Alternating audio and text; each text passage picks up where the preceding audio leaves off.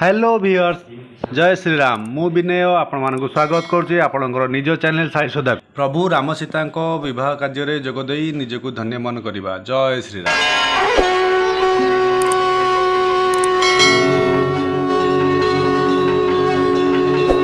शान्ताकारं भुजगशयनं पद्मनाभं सुरेशं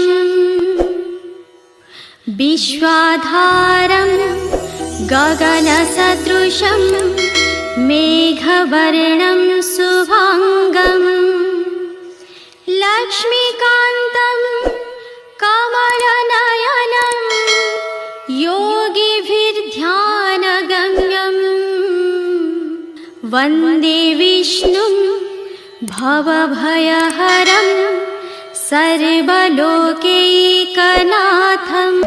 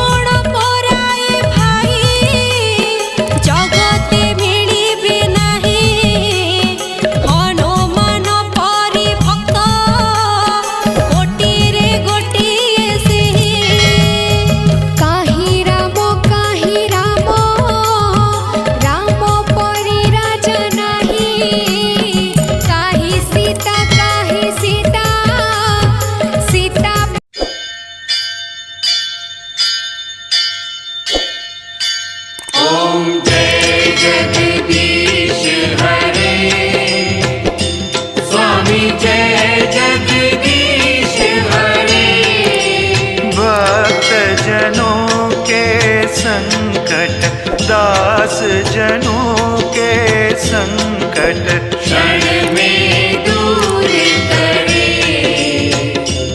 ओम जय जगदीश हरे।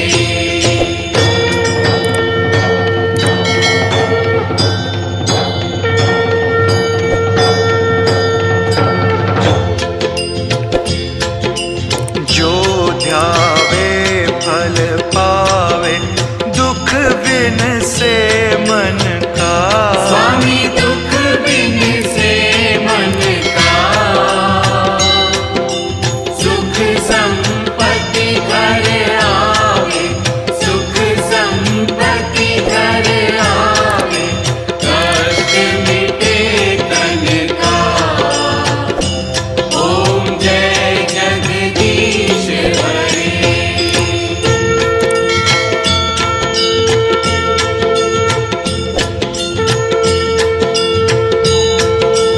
मात पिता तुम मेरे शरण पड़ूं मैं किसकी।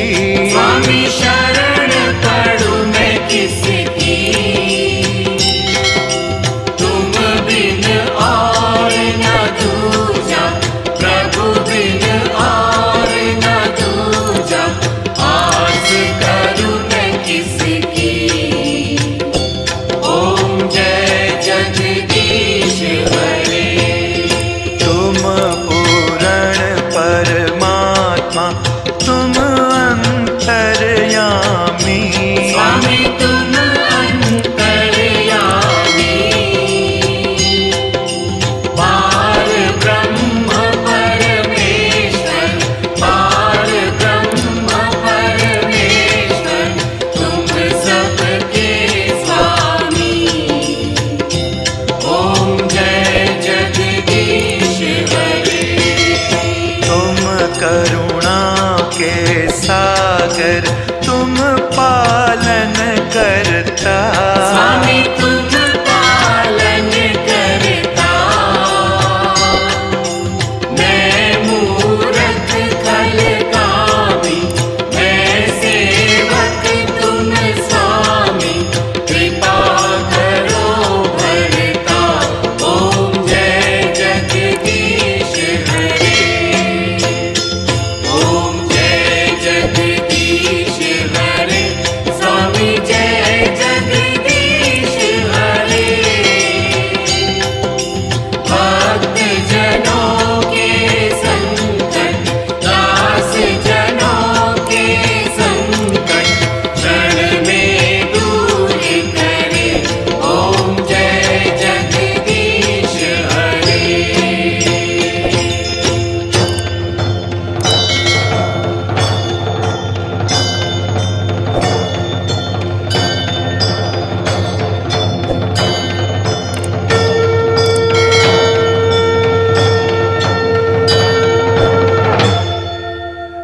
विषय विकार मिटाओ। ॐ श्रीगुरुभ्यो नमः। हरिः ॐ। अथ विवाहसूक्तम्। सत्येनोत्तभिता भूमिः सूर्येणोत्तभिता द्यौः ऋतेनादित्यास्तिष्ठन्ति दिवि सोमो अधिश्रितः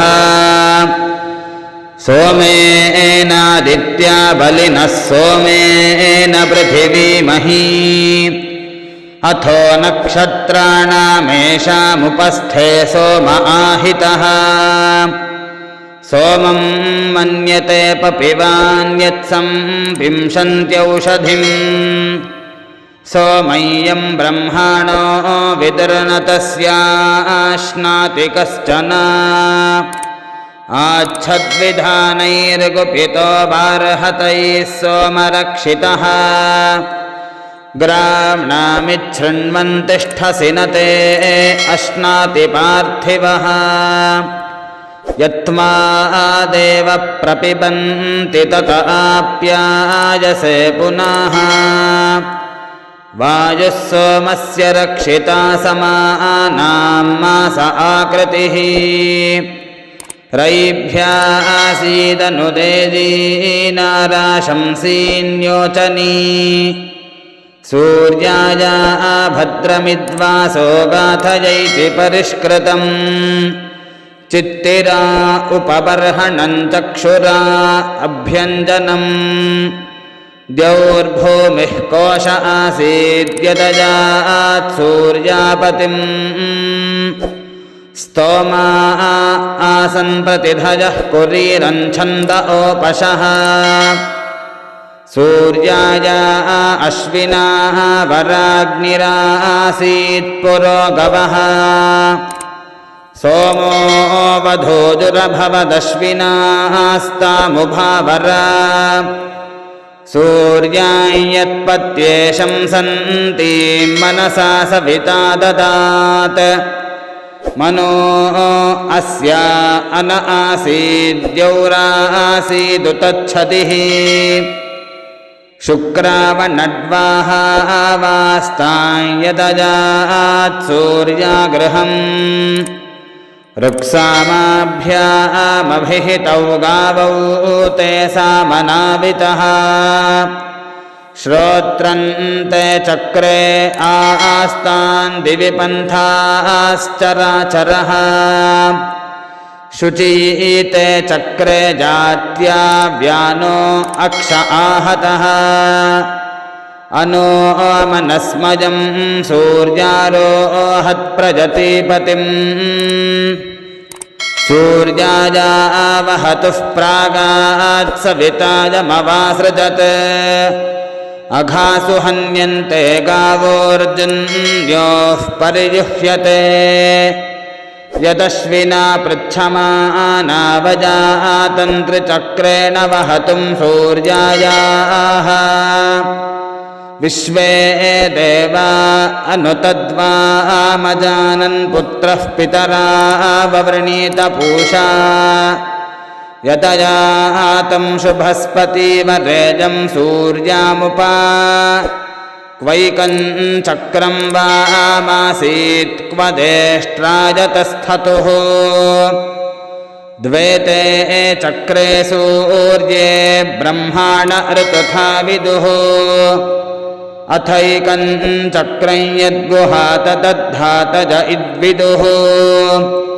सूर्यायै देवेभ्यो मित्राय वरुणाय च ये भूतस्य प्रचेतस इदन्तेभ्यो करन्नमः पूर्वापरञ्चरतो मायजयितौ शिशो क्रीडन्तौ परिजातो अध्वरम् विश्वान्यन्यो भुवनाभितष्ट ऋतुंरन्यो विदधज्जायते पुनः नवो नवो भवति जायमानोऽह्नां केतुरुषसा मेत्यग्रम् भागं देवेभ्यो विदधात्याजन् प्रचन्द्रमा स्थिरते दीर्घमायुः सुखिं शुकं शल्मलिं विश्वरूपं हिरण्यवर्णं सुवृतं सुचक्रम्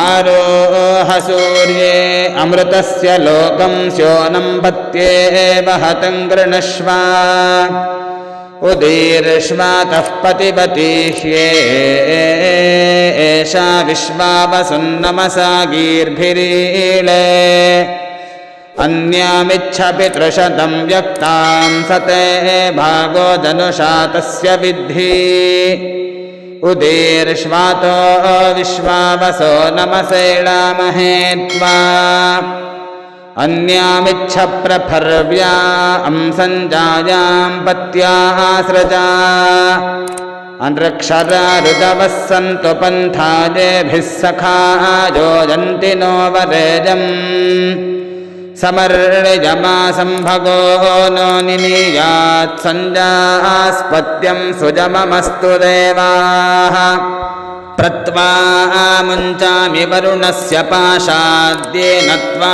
बध्नात् सविता सुषेवाः ऋतस्य योनौ सुकृतस्य लोके रिष्टान् त्वा सह पत्या दधामि प्रेतो मुञ्चामि नामुतः सुबद्धा ममुतस्करम् यथेजमिन्द्रमीद्वः सुपुत्रा सुभगा सती पूषा त्वेतो न जतु हस्तगृह्याश्विना त्वा प्रवहतां रथेन गृहान् गच्छ गृहपत्नी यथासो वशिनी त्वं विदथमावदासि इह प्रिजं प्रजजाते समृद्ध्यतामस्मिन् गृहे गार्हपत्याय जागृहि येनापत्या तन्वा अंसंसृजस्वाधाजिव्री विदथमावदाथः नीललोहितं भवति कृत्या शक्तिर्व्यज्यते एधन्ते अस्याज्ञातयः पतिर्बन्धेषु बध्यते परादेहि शामूल्यं ब्रह्मभ्यो विभजावसु कृत्यैषा पद्मती भूत्व्याजाया विशते पतिम् अश्रीरातनोर्भवति रुशति पापया भुजा पतिर्जद्वध्वो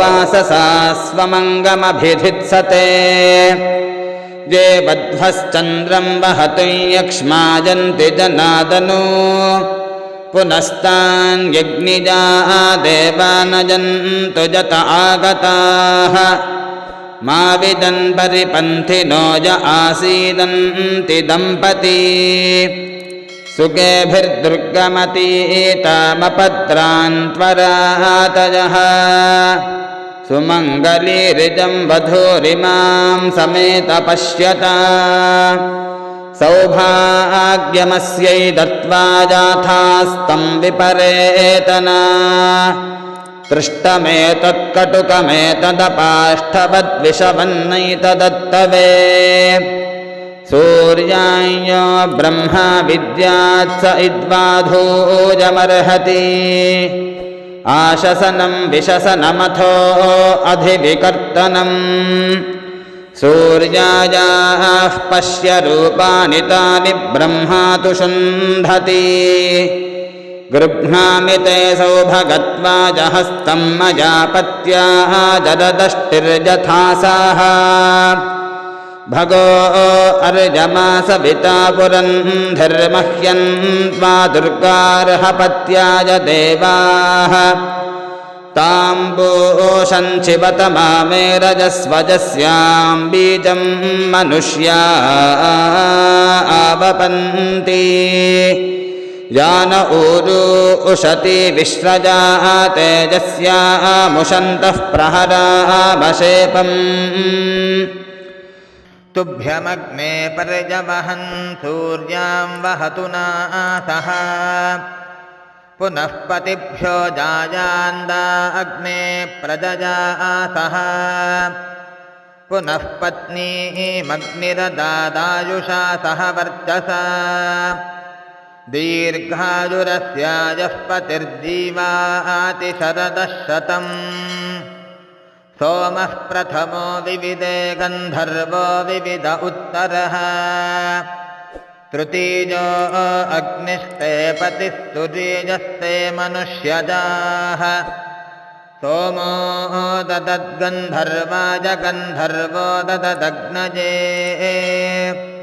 रजिञ्च पुत्रांश्चादादग्निर्मह्यमथो इमाम् इहैवस्तम् मावियौष्टं विश्वमायुर्व्यश्नुतम् क्रीडन्तौ पुत्रैर्नप्तृभिर्मोदमानौ स्वे गृहे आनः प्रजाञ्जनजतु प्रजापतिराजरसाय समनक्वर्यमा अदुर्मङ्गलेः पतिलोकमाविशन्नो भवद्विपदे सञ्चतुष्पदे अघोरचक्षुरपजिघ्ने दिशि मा पशुभ्यः सुमनाः सुवर्चाः वीरसूर्देवकामास्यो नाशन्नो भवद्विपदे सञ्चतुष्पदे इमान् त्वमिन्द्रमीड्वस्सु पुत्रां सुभगां कृणु दशास्यां पुत्रानाधेहि पतिमेकादशं कृधी सम्राज्ञीश्वशुरे भव सम्राज्ञीश्वश्वरां भव ननान्दरि सम्राज्ञी भव सम्राज्ञी अधिदेवृषु समञ्जन्तु विश्वे देवाः समापो हृदजानिनौ सम्मातरिष्वा सन्धाता समुदेष्ट्री दधातु नौ अविधवा भववर्षाणि शतं साग्रन्तु सुव्रता तेजस्वी च यशस्वी च धर्मपत्नी पतिव्रता। आपण मानकु वीडियो जदि भल लगी लाइक करंतु शेयर करंतु सब्सक्राइब करंतु। जय श्री राम।